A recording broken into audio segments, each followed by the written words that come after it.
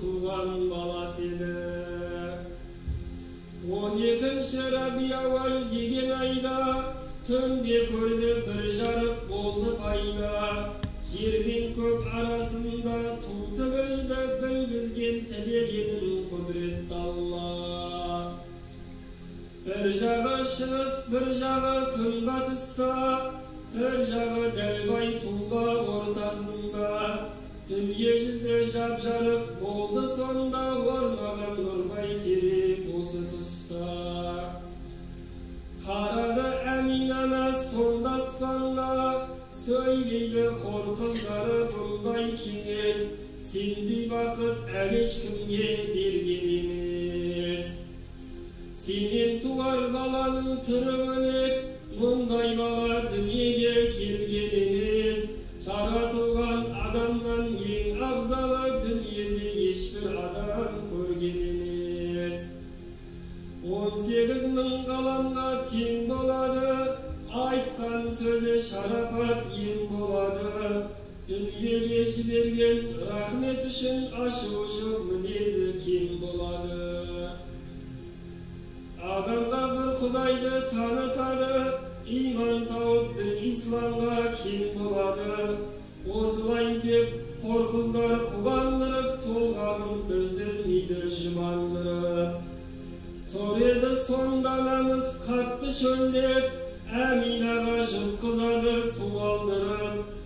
Қардан ақ, балдан тәтті, мұздан суық жұтқан соң уақыты да болды жуық. Шарқырап дүние жүзі нұр боп кетті, Әмина анамызда босанады, жер мен көк бәрі нұр боп кетті. Періштелер айқайлап сүйіншілеп, жер мен көк сілкінгендей дүр боп кетті.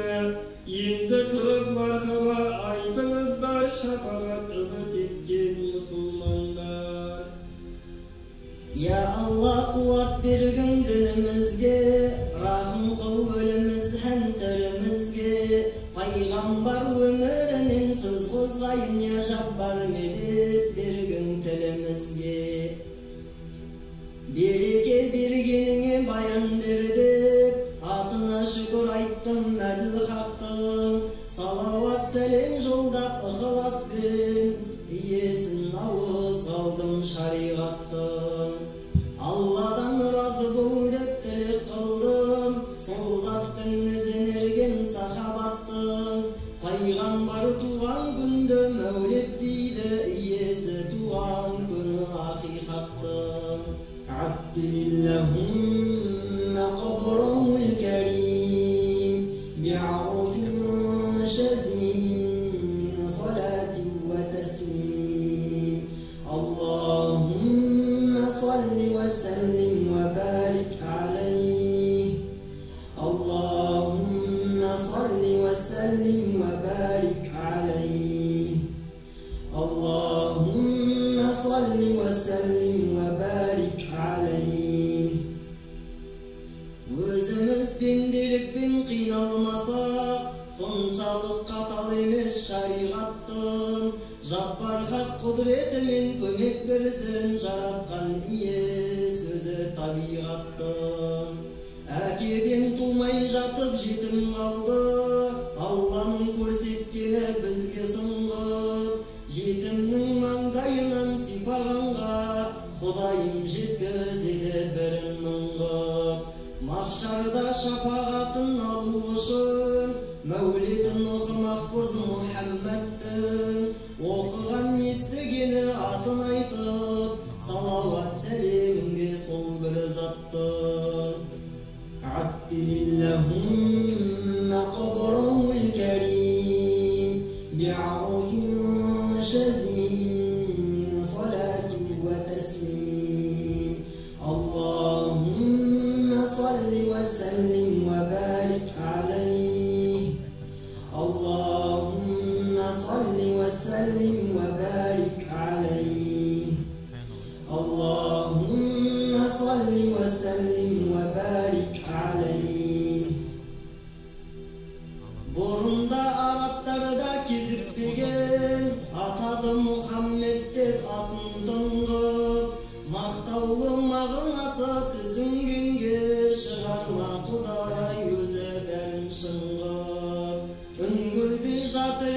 шығып бір күн, алып барат қыздырып ұйқы шіркін. Алқымнан ала түсіп буындырып, бір нәрсе сол арада алды шырқын. Өкпеден мықтап сығып әл бермейді, босатты аз уақыттан соң бірте-бірте. Көрсетіп бір жазуда оқы деді, таң болды әрі қорқып бұл не бұл кім. Білмеймін деген еді қайта сығып, түсірді қара терге бермей ырқын. Босатып тағы айтқаны оқы деді, білмеймін деген еді буды қайта дүркін.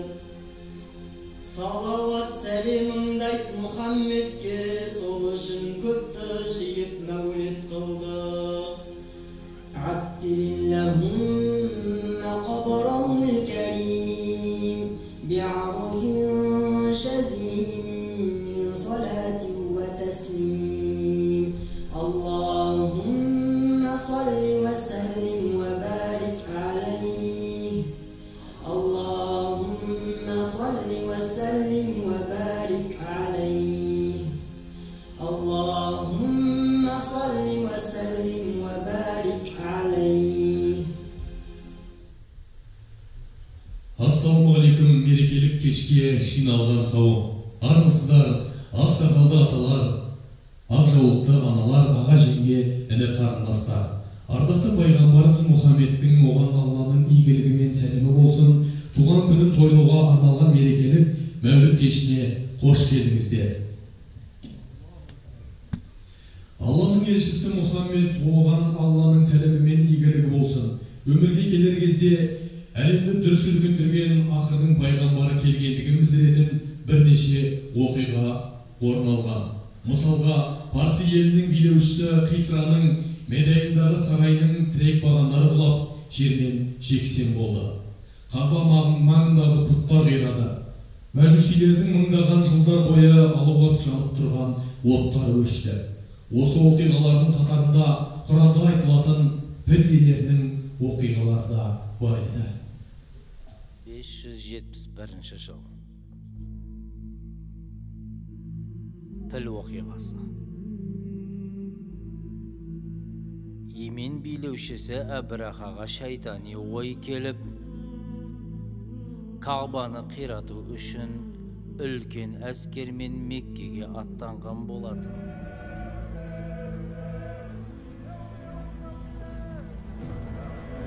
Кағбаға бет бұрған кезде пілдер аяқ астынан тоқтап, ары қарай жүруден бас тартты.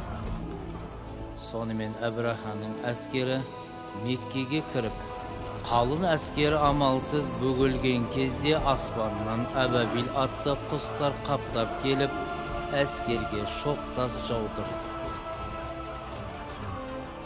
Осылайша, отқа оранған пілдер мен әскер сол жерде қырылып қалды.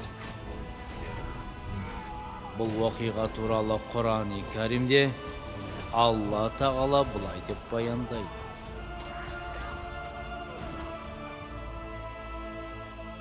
Піл сүресі. Аса қамқор, ерекше мейірімді Алланың атымен бастаймын. Қара ниетпен келген піл иелерінің Раббың қалай жусатып салғанын сен көрмеп бедің. Олардың жауыздықпен жасалған жоспарлары түкке аспай қалды емес бе? Құдіретті күшті Құдайдың әмірімен піл иелеріне қарсы топ-топ болып ұшып-ұшқан әбәбил құстары, ауыздарына тістеген қыш тастарымен оларды атқылады. Соның салдарынан жау әскері іш жағынан үңгіп, құрт жеген өсімдіктердің жапырақтарындай жайрап жатты. Садақаллахул азим.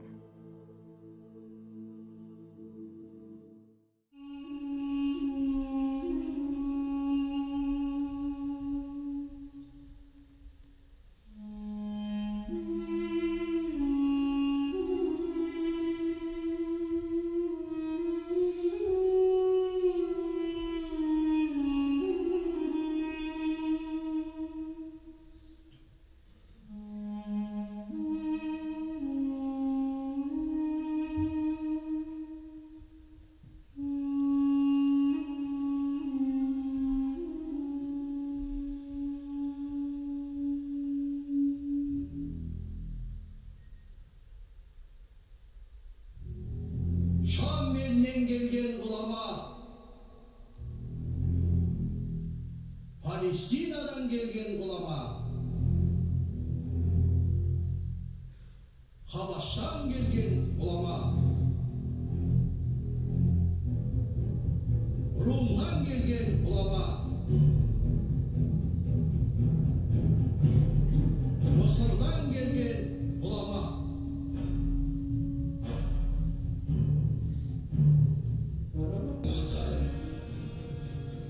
Менің шақыртуымды қабыл алып, келгендеріңіз үшін мың алғыс білдіремін. Сіздердің барлықтарыңызда дін басы ғалымдарсыздар. Сондықтан кешегі Меккеде болған дін оқиғасы баршаңызға үлкен ой салғаны анық. Бұл жайдан жай болған оқиға емес. Әлемді құтқарушы пайғамбардың келуіне өте жақын қалғандығын білдіретін бір белгі.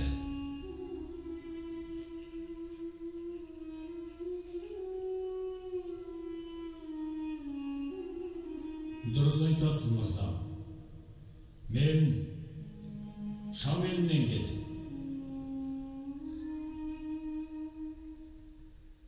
Біздің кітабымыз Тәураттың сифр тәсния бабы 33 екінші тармағында Құдай тағала Синада жақындады, сайырда шағылып көрінді, Фаран тауларында көрініп, өзінің бір тұтас толықтығын жария етеді делінген. Сина дегеніміз Тур тауы. Бұл Мұсаға кітап түскен тау. Сайыр Палестина. Ол Исаға кітап түскен жер. Ал Фаран Мекке қаласы. Рас.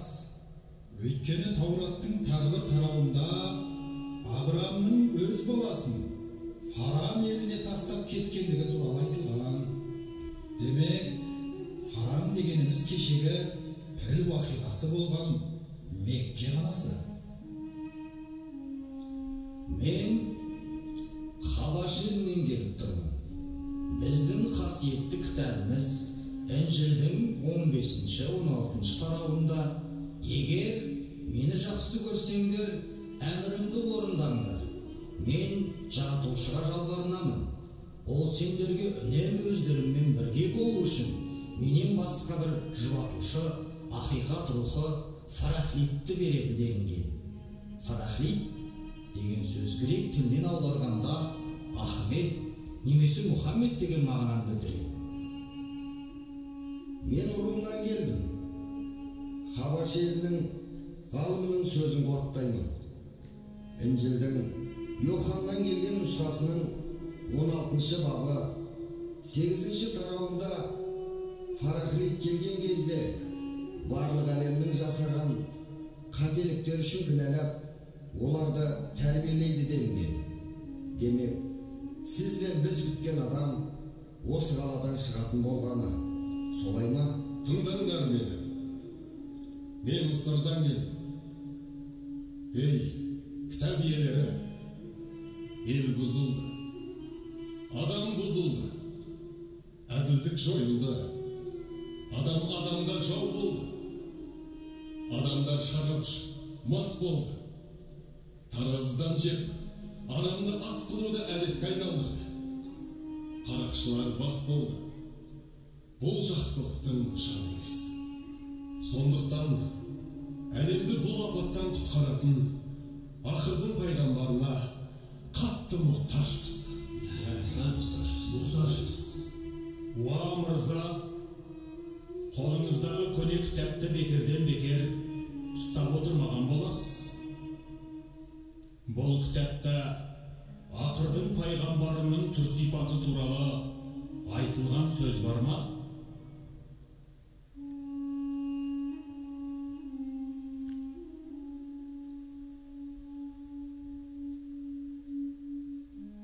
Ол үмбетіне өте мейірімді, көркем мінезді, жылы-жылы сөйлейтін болады. Үлкенге құрмет, кішіге ізет көрсете біледі. Өте адал, һәм әділ, әрі кешірімді, қанағатшыл, азға да көпке де шүкіршілік етеді. Ол өз туыстарынан көп сәбір көреді делінген.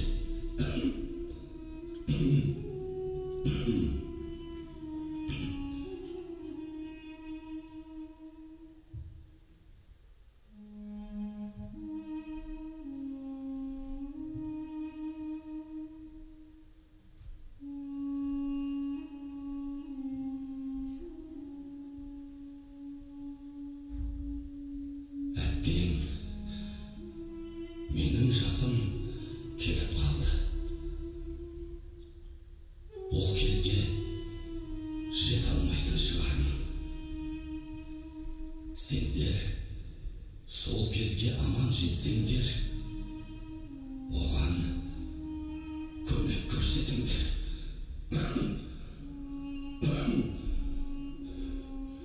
Оны бар мүмкіндіктеріңді салып қолдандар. Бұл сендерге аманат.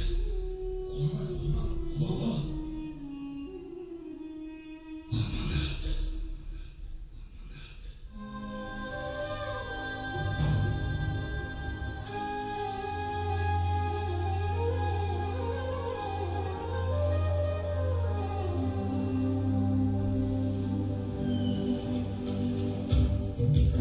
Меккеге барсам сұрадым алла, қабада тұрсам жыладым алла, тәуелсіз менің елімнің жатқан, сүріне көрме шырағын алла.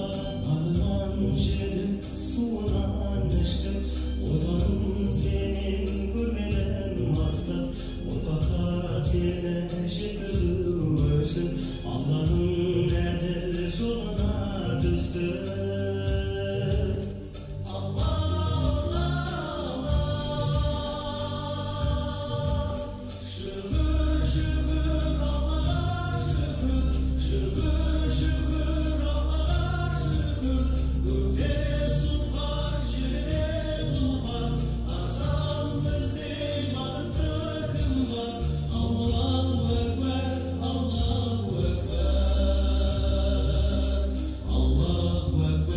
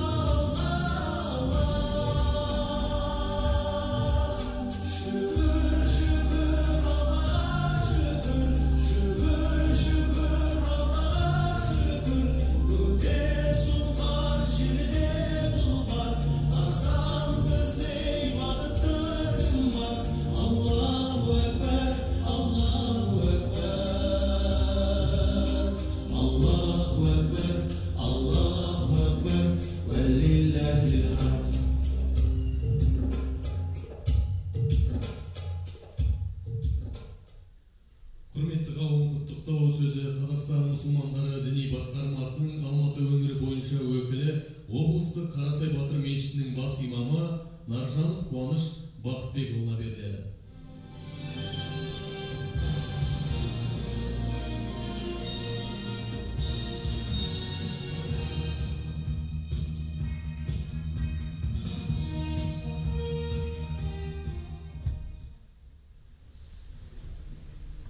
Ассалаумағалейкум, құрметті мұсылман қауым, ардақты үлкен қарияларымыз, аналарымыз, бауырларымыз, қарындастарымыз. Шынында да біз бақыттымыз. Аллах Тағала бізге осы күнді жазды, пайғамбарымызға салауат айтуды, пайғамбарымыздың бүкіл сүннет амалдарын іске асыруды, және де иншалла осындай үлкен залда жиналуға Аллах Тағала баршаларымызға нәсіп етті. Аллаға сансыз шүкірлер болсын. Бүгін Алматы облысы Жамбыл ауданында үлкен жақсылық, мерекелік шара болып жатыр. Аллах Тағала осы мәуліт шарамызды құтты сауабынан мол етсін. Біз білесіздер, міне 2 жыл болды, үлкен сынақ уақытысында өмір сүріп жатырмыз. Пандемия уақытысы болғаннан кейін қаншама бізбен бірге намазға келіп жүрген, мәулітқа келіп жүрген, осындай жақсы жиындарда қатысып жүрген біраз кісілерімізді өкінішке орай Алланың қалауымен жоғалтып алдық. Біразына сынақ келіп, қаншама қарияларымыз бізбен бата беретін, қаншама аналарымыз, қаншама бауыр қарындастарымыз дүниеден озды. Аллах Тағала ол кісілерге рахмет етсін. Қиямет күні Алланың разылығын сүйікті пайғамбарымыз Мұхаммад саллаллаху алейхи шафағатын нәсіп етсін ол кісілерге де. Бұл күнге өкінішке орай Алланың қалауымен жете алмады. Міне мәуліт ақиқатында бұл үлкен жақсылық. Өйткені кейде мына жаңалықтан өздеріңіз көріп жатасыздар, бір адам бір-бірін ішімдікке салынып өлтіріпті. Бір әйел кісі өзінің нәрестесін алып қоқыс тастайтын ящикке апарып тастапты деген нәрселерді біз өкінішке орай жиі еститін болдық. Бірақ та егер де ол мұсылман болса, егер де ол пайғамбарымыздың бүкіл хадистерін тыңдап өсетін болса, ол еш уақытта бір-біріне қиянат жасап, арақ ішіп, немесе баласын еш уақытта туған нәрестесін қоқысқа тастамайды. Міне сол себепті міне пайғамбарымызды ол рахым пайғамбары, мейірім пайғамбары деп айтамыз. Неге? Шынында да міне біздің қоғамымызда өкінішке орай бір-біріне мейірімдік, бір-біріне ішпейілдік, бір-біріне жақсылық жасайтын адамдар да күн сайын азайып бара жатыр. Міне ол өкінішке орай ол ақиқат. Сол себепті міне осы айда біз балаларымызға жақсылық жасауды, мейірімді болуды, көркем мінезде болуды, пайғамбарымыз қалай біздерге жаңағыдай бүкіл ақылақ көркем мінезді бойымызға сіңіріп үйретті. Міне осы нәрсенің бәрін біз сіңіруіміз керек, осы нәрсенің бәрін біз үйретуіміз керек. Біз егер де осы айда шынында да осы нәрсені кәдімгідей осындай жиындарда балаларымызбен альхамдулилlah қуанып отырмыз, біздермен бірге отыр. Осы балалар ертең ер жетеді. Осы балаларымыз Құдай бұйыртса ертең үлкен азамат болады, ертең отбасы болады. Сол кезде не істейді? Олардың ойларында отырады. Мәуліт ол ең жақсы ай. Ол пайғамбарымыздың дүниеге келген ай. Бұл айда не істеу керек? Жақсылық жасау керек. Бір-біріне мейірімді болу керек. Ата-ананың разылығын алу керек. Әрдайым еліміз үшін, халқымыз үшін қызмет жасау керек. Осы нәрсе бұл айтқанда ойларына сіңіп қалады. Алла бәрімізге разы болсын. Шынында да үлкен жақсылық.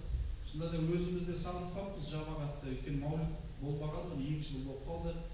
Көп кісілер білесіздер, жаңағыдай карантин уақыты болғаннан кейін, жиналуға болмағаннан кейін бұндай жиындарды біз жасай алмадық. Бірақ аудан Алматы облысы Жамбыл ауданының әкіміне мен өз атымнан және Қазақстан мұсылман діни басқармасының атынан рахметімді, алғысымды айтқым келеді. Осындай мүмкіншілік жасағанына, халыққа шынында да осы мейрамды міне карантин нормаларын сақтай отырып, міне бүгін жасалып жатқан үлкен іс-шара сауабынан мол болсын. Аллах Тағала қиямет күні баршаларымызға сүйікті пайғамбарымыз Мұхаммад саллаллаху алейхи вассаламның шапағатын баршаларымызға нәсіп қылсын. Құдай бұйыртып, мына еліміз ең биік өркениетке жетсін, халқымыз иманның байлығына жетсін. Және де Құдай бұйыртып, мынау келе жатқан әрбір ауылдағы жасалып жатқан мәуліт мейрамдары иншалла құтты берекелді болсын. Аллах Тағала бәріміздің бүгінгі айтып жатқан дұғаларыңызды, тілектеріңізді мына пайғамбарымызға салауаттарыңызды Аллах Тағала қабыл етсін. Шынында да пайғамбарымызға бір салауат айтудың өзі қарасаңыз қандай жақсылық. Аллахумма салли аля сайидина Мұхаммад деп бір салауат айтудың өзінде не дейді? Аллах Тағала сізге ашара хасанат дейді. 10 жақсылық берем дейді, 10 береке берем дейді. Міне балаларды да үйретейік. Жаңағыдай әрдайым салауат айтып жүрсін. Пайдасыз кейде өкінішке орай бір әндерді балаларымыз не істейді? Жаттап алады. Бір әншінің жаңағыдай пәленбай өлеңдерін жатқа біледі, бірақ пайғамбарымыздың бір хадисін өкінішке орай өмірде білмей кеткен жайттар бар. Сол себепті пайғамбарымыздың хадистерін үйретейік. Пайғамбарымыз қандай еді? Мейірімді. Пайғамбарымыз қандай еді? Әрдайым ата-ананың ризашылығын алуға насихаттайтын еді. Пайғамбарымыз қандай еді? Әрдайым жақсылықтан күнделікті өмірді бастауға үйрететін. Пайғамбарымыз қандай еді? Ауып жатқан адамды зират етуді үйрететін. Пайғамбарымыз қандай еді? Қиналып жатқан әртүрлі сынаққа душар болған адамның иншалла сол сынағының әрдайым жанында болып соған көмек беретін, қол ұшын беретін сондай үлкен ұлағатты ұстаз екенін біздер әрдайым насихаттап жүруіміз керек. Алла бәрімізге разы болсын. Ең бірінші Алла бәрімізге ұзақ өмір берсін, зор денсаулық берсін, ауырмай, сырқамай. Құдай бұйыртып, мына биыл қалай осындай жақсы үлкен дәрежеде өтті мына осы маулид, және де ендігі жылда да осындай маулид мейрамдарын аман есен осындай үлкен залдарда мерекелеуге Аллах Тағала баршаларымызға нәсіп етсін. Және де осы жиынның бүкіл басқасында жүрген Алматы облысы Жамбыл аудандық Шынасыл мешітінің бас имамы Қалжан Әбжанұлына рахмет айтқым келеді. Міне осыдан бір апта бұрын осындай үлкен біз жиын бастап едік, дайындық. Сол міне жиын Құдайға шүкір бүгін өте үлкен жоғары дәрежеде отырып жатыр. Қалжан имамға да Аллах Тағала қуат берсін. Құдай бұйыртып осындай жиындарыңыз осы ауданында тек қана аудан орталығында емес, басқа да ауылдарда жалғасын табуға Аллах Тағала бұйырсын. Және де осы мәдениет үйінің қызметкерлеріне де Алла разы болсын. Жаңа пайғамбарымыздың шынында да келуін сәтін қандай әдемі қылып, түсінікті қылып, көркем қылып жеткізді. Иншалла осы кісілерге де Аллах Тағала ұзақ ғұмыр бергей, зор денсаулық бергей, мына бала шағаларына аманшылық бергей. Алла бәріңізге иншалла пайғамбарымыздың нағыз үмбеті болуға, қиямет күні шапағатына лайық болуға нәсіп етсін. Алла разы болсын.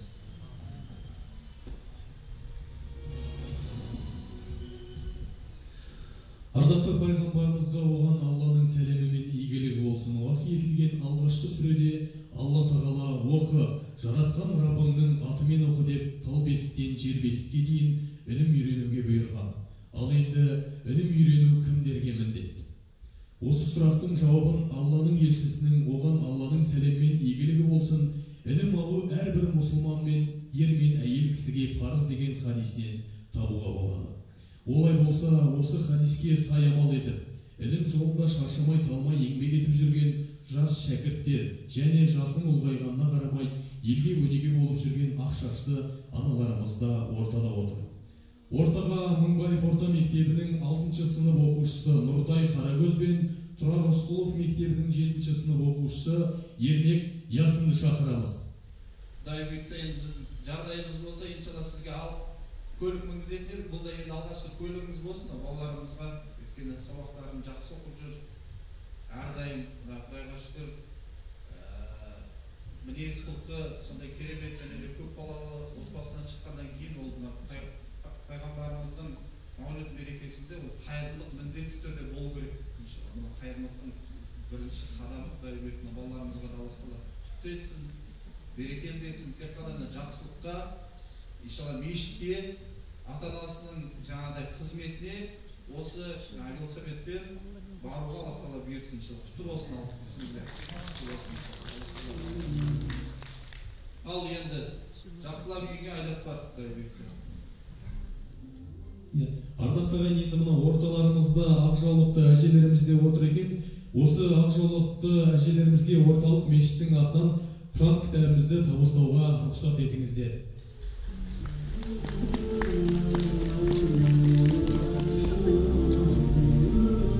Пайғамбарымыз әрдайым жақсылықты анадан бастауға бұйырады.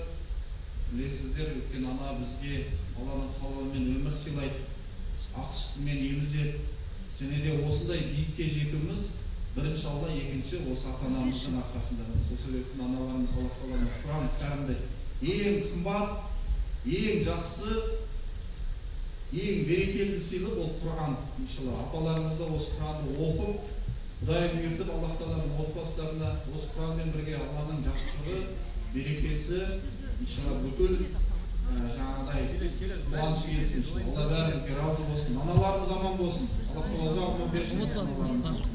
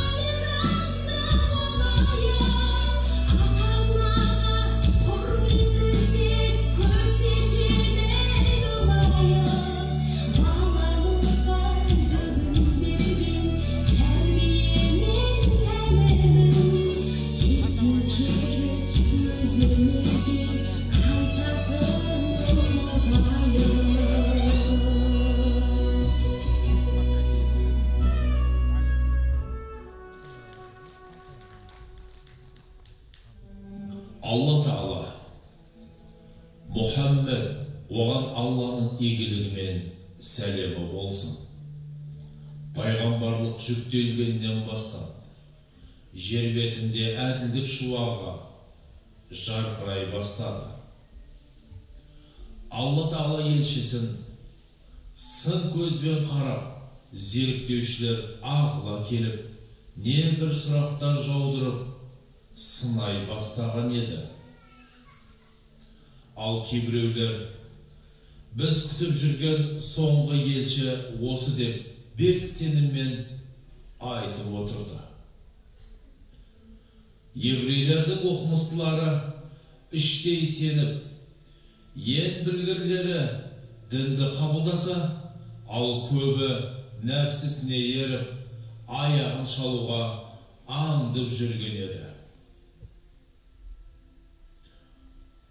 Ал Мұхаммед, оған Алланың игілігімен сәлемі болсын. Ол болса, яһудилер, оларда адамның ұрпақтары деп қиянаттарына кешірім көзбен қараған болатын. Еврейлердің қыңыр-қысыр сұрақтарына тұшымды жауап беретін еді. Осы жауап әлемнің түкпір-түкпіріне жайылып кеткенді. Эфиопиядан 30-ға жуық христиан діндерінің оқымыстылары арнайы Мәдина шаһарына іздеп келіп, оны сұрақтарын астына алды. Олардың берген сұрақтарына Алла Тағаланың елшісі Құранмен жауап берген еді. Олар Алла елшісіне таң қалып иман келтірді. Араларында 4-5 адам жекешеленіп қалып, түннен таңға дейін әңгімелесіп отырып қалды.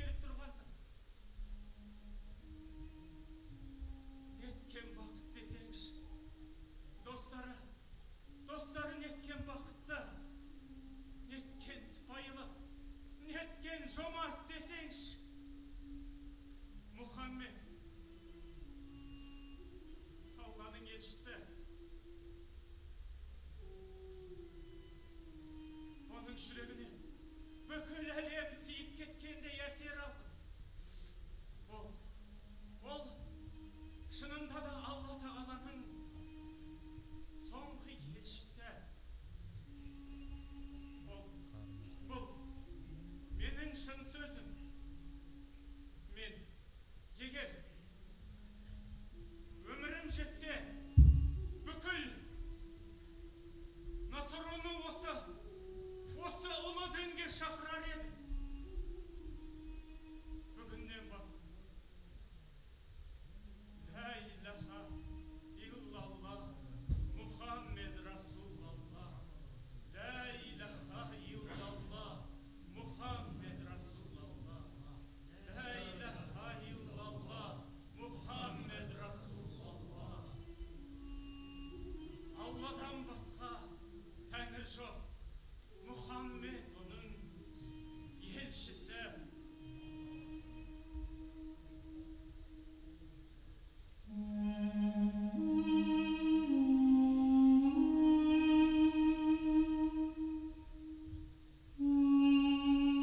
Мұхаммед қайда екен? Не болды? Жүзі сондай нұрлы. Қайта көргің кеп тұр. Көп сөйлемейтін кісі екен. Неткен сыпайы. Адамдар осылай болса, әлемде бейбітшілік орнап, ешкімнің ақысын жемей тек қана бір-біріне мейірбан болары анық. Ей, бауырларым, біз Эфиопиядан келген ең білгір ғалымдары, ең дана елдердің ардақ тұтқан адамдарымыз. Біз осы дінді қуаттап, елге жаю біздің міндетіміз. Мен бүгіннен бастап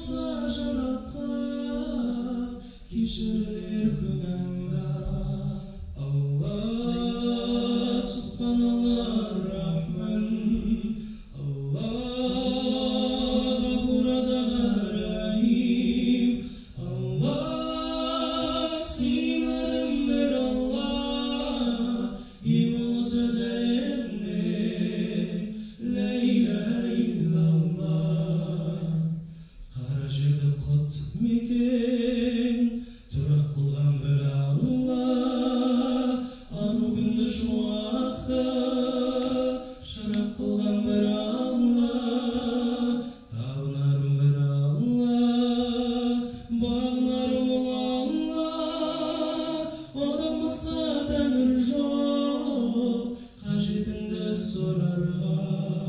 Алла, Субханалла, Рахман, Алла, Ғафур, Рахим, Алла, сыйынарым бір Алла, ең ұлы сөз әлемде, ла илаха иллаллах, жол көрсетер жәннатқа, Құран берген бір Алла, Аллаху Акбар деп бізге ұран берген бір Алла, ойсыз адам ұларына үнсіз өмір тұманда, ғаламзаттың тағдыры Алла жазған шығарма.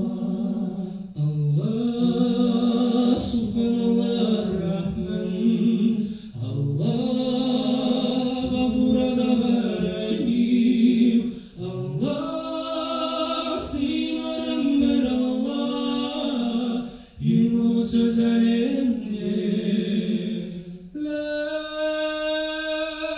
илаха иллаллах.